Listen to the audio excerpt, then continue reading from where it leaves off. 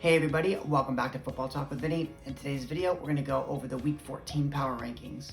So let's get right into it. A lot of the teams at the bottom have not changed. At 32, we're going to have the Detroit Lions, 31, the Houston Texans, at 30, the Jacksonville Jaguars, 29, the New York Jets, 28, the Chicago Bears, and 27, the New York Giants. I really didn't see a need to change any of those teams. My next team, however, at 26, I'm going to have is the Carolina Panthers. Very quickly now, at 25, we're going to have Miami. I have them actually dropping down 2 spots. Again, they didn't play this week, so it's more of the teams below them had victories, and I think they're just probably better teams. One of those teams being the Atlanta Falcons. Again, they just have a better quarterback. And then at 23, we're going to have the Las Vegas Raiders, obviously dropping 4 spots, getting blown out again. Saints at 22 got a victory, but again, you're going to need a couple more to get into the playoffs. Washington football team at 21, dropping down 3 spots with a bad loss to Dallas. Obviously, they were getting blown out in the game. They fortunately were able to kind of mount a little bit of a comeback. I'm actually going to have the Seattle Seahawks ranked above them at number 20, even though a lot of those teams have better records than Seattle. Again, you have Russell Wilson. He's now healthy. If they can win 2 or 3 of their last 4 games and they can get into the playoffs, it's probably a scarier team than any of those teams that I just mentioned. 19, Denver, big win. Obviously, didn't play a good team, but it gives yourself a chance to make the playoffs, and that's all you can really ask for if you're any of these teams kind of in the middle of the pack. Pittsburgh Steelers, 18. Obviously, they were down 29-0. They were able to come back and make it a game, but again, if that offense did not struggle the entire first half, they might have been able to win. Vikings, 17, didn't move them at all. Again, you're up 29-0. The fact that you even let them come back is not a good sign, and this is kind of why Minnesota's got the record that they do, because it seems like it doesn't matter whether they play good teams or bad teams, it's just always a close game. Number 16, I'm going to have the Philadelphia Eagles. I have them actually up 6 spots, even though they didn't play. Just taking a look at just how they played recently. Although they're in my division, I really just don't like the Philadelphia Eagles. I'm just going to rank them above a lot of these teams just because the last 5-6 weeks, they've been more consistent than pretty much every team that's ranked below them at this point. Number 15, the Browns. Again, they got a win. But in a game where you were up, I think it was 24-0, and Lamar Jackson was out, you shouldn't have let the backup quarterback for the Baltimore Ravens make it close. Number 14, the Ravens, and if you've seen this channel a bunch of times, you know I've never really had the Ravens ranked too high. Even 2 weeks ago when they were the number 1 seed in the AFC, I think I had them ranked at like 9 or 10, because again, I had said that they put way too much pressure on Lamar Jackson to do everything. Their defense is actually not playing well. Their offense is literally just reliant on Lamar Jackson. Obviously, the running backs, the receivers, they're not great by themselves, but Lamar Jackson draws so much attention to himself that he makes up and he makes other players better. Now, the Chargers at 13, no movement there. You beat a bad Giants team with some injuries. For you as a team, though, it's a big win. It gives you a chance to kind of make that wild card push. At 12, Cincinnati, even though they lost, they lost to a very good football team that's playing very good over the last 5-6 weeks. And again, it came down to overtime. Again, if you're Cincinnati, you were able to tie the game up, and you got a field goal in overtime to take the lead. Your defense just obviously was not good enough on that last drive, and they let the Niners score a touchdown. But any games that end in 1 possession, especially overtime games, you're talking about 1 or 2 plays could have changed the outcome of the game. At number 11, we are going to have the 49ers up another 3 spots. And again, 4 or 5 weeks ago, you looked at the record and this team was like 3-5, 3-6, something like that. And you're like, what is going on? Like, they're not hurt. There's not many injuries. Why are they just not winning games? And now, fast forward to now, they're obviously started to beat some good teams like the Rams and Cincinnati Bengals the last couple weeks. And again, you're starting to see that this is more like the team that went to the Super Bowl a couple years ago. Number 10, the Colts, they didn't play, so I didn't want to move them, still in my top 10. Number 9, the Dallas Cowboys, didn't want to move them as well, although you beat Washington. You were up 20-0, and you kind of allowed them to come back because of your bad play in the second half. So number 8, kind of a weird spot. I'm going to have the Buffalo Bills here. Even though when you look at their point differential, they're still second.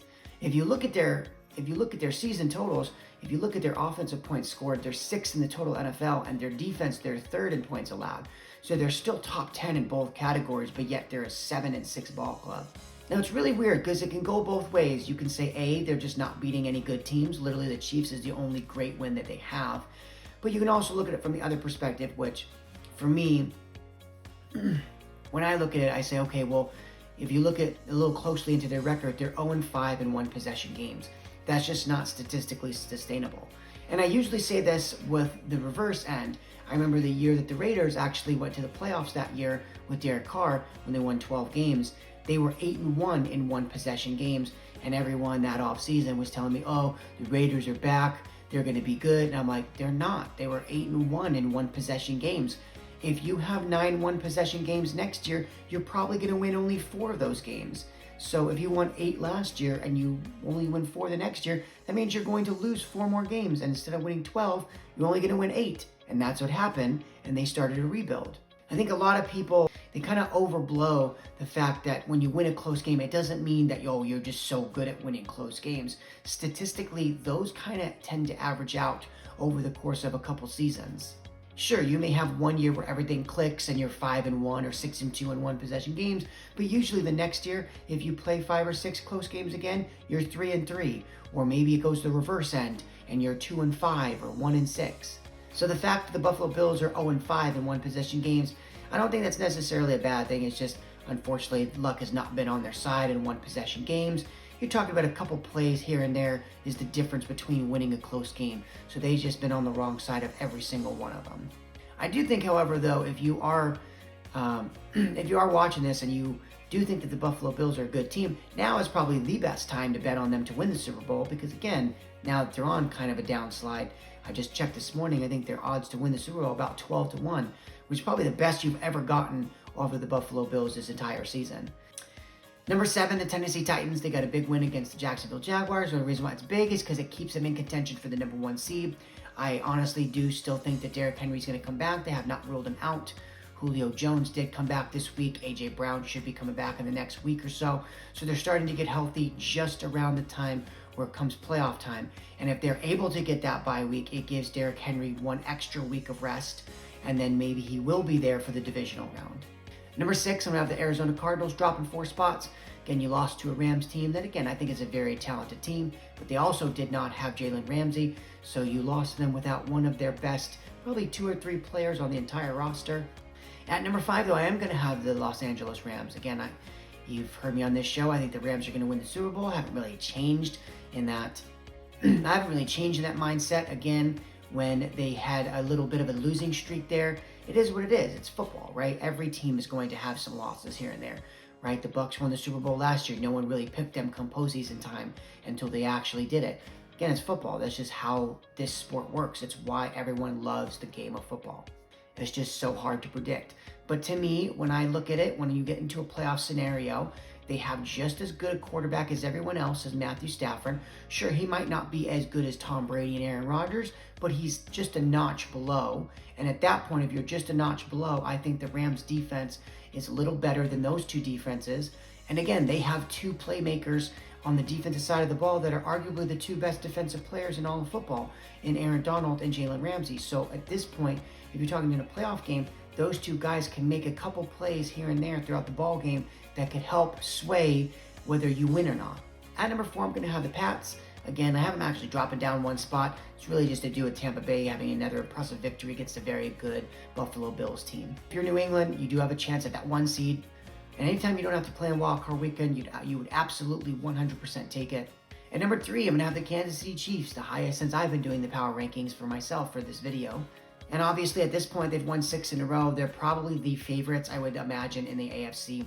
I think Super Bowl odds-wise, they are the favorites in terms of betting. It's them and the Bucs. They're tied. Number 2, I'm going to have the Tampa Bay Bucs. Arguably the MVP of the season is going to be Tom Brady at this point in the season.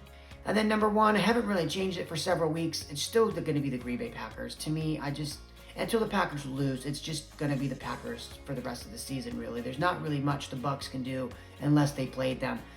So that's going to do it for the video. Thank you guys so much for watching. If you did like it, make sure to leave a like as it does help out the video. Also, consider subscribing if you haven't already subscribed, as that helps the channel out as well. But again, I look forward to next week and updating you guys on the power rankings then. Bye.